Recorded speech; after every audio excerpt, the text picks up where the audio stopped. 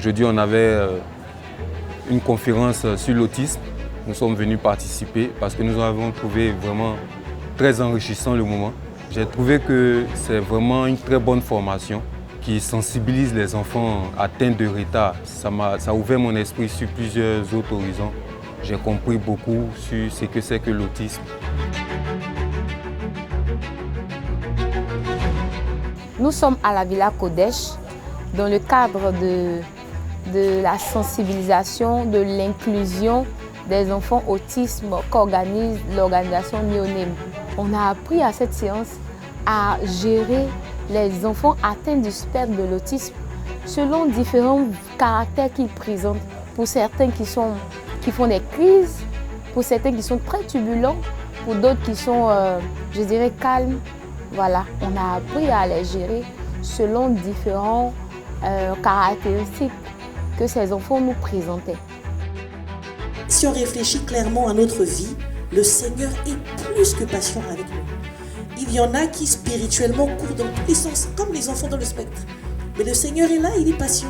Vous voyez, donc lorsque le moniteur se comporte comme ça, automatiquement les personnes sont intriguées. Mais qu'est-ce qui se passe? Qu'est-ce qui se passe? Et les personnes vont commencer à regarder. Ça attire l'attention. Et ces comportements-là, c'est ce qu'on veut complètement supprimer du point de réception.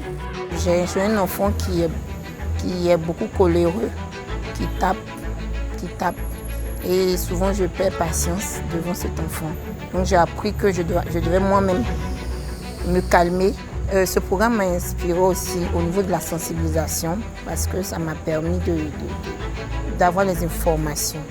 Voilà, quand je vais me retrouver devant un parent, que je vais sentir que l'enfant a des symptômes de l'autisme, je saurai comment lui parler sans frustrer, sans blesser, sans agresser ce parent et l'emmener à aller vérifier ce que moi j'ai constaté.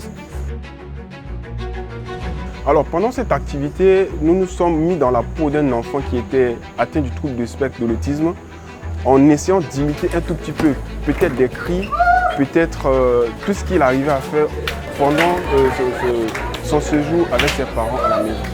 Et pendant ce partage, nous avons compris qu'il faut également être patient, suivre l'enfant dans tous ses débords et ne pas le complexer.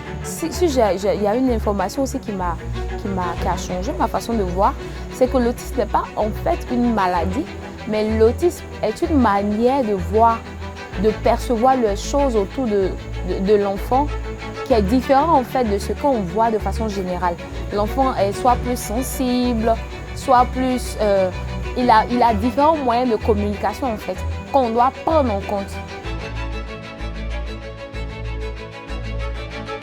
Mais le témoignage que nous, en tant que chrétiens, pouvons apporter à ses parents, c'est de véritablement comprendre le comportement de ces enfants qui sont peut-être dans ces supermarchés que nous rencontrons, dans nos différentes églises que nous rencontrons. C'est véritablement d'avoir la patience de pouvoir suivre ces enfants. Apporter ce sourire, comme Lionel l'a dit, vois-moi, c'est donner encore un plus à tous ces parents, à tous ces enfants qui ont besoin de ce sentiment, qui ont besoin de se faire comprendre tout autour de la société.